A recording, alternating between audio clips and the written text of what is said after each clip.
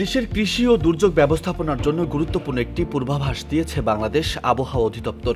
June মাসে দীর্ঘমেয়াদী পূর্বাভাসে বলা হয়েছে সামগ্রিকভাবে দেশের স্বাভাবিক বৃষ্টিপাতের সম্ভাবনা রয়েছে। তবে এই মাসে 1 থেকে 2টি লঘুচাপ সৃষ্টি হতে পারে, যার মধ্যে একটি মৌসুমী নিম্নচাপে পরিণত হওয়ার সম্ভাবনা রয়েছে।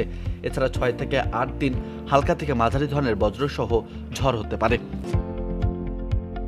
নদ নদীর অবস্থা সম্পর্কে আবহাওয়া অধিদপ্তর জানিয়েছে, জুন মাসে ভারী বৃষ্টিপাত জনিত কারণে দেশের উত্তরাঞ্চল, উত্তর পূর্বাঞ্চল এবং দক্ষিণ পূর্বাঞ্চলের কিছু স্থানে স্বল্পমেয়াদী বন্যা পরিস্থিতির সৃষ্টি হতে পারে। কৃষি আবহাওয়ার ক্ষেত্রে এই মাসে দৈনিক গড় বাষ্পীভবন 3 থেকে 5 মিলিমিটার এবং গড় উজ্জ্বল সূর্যকিরণ 4 থেকে 5 ঘন্টা থাকতে পারে।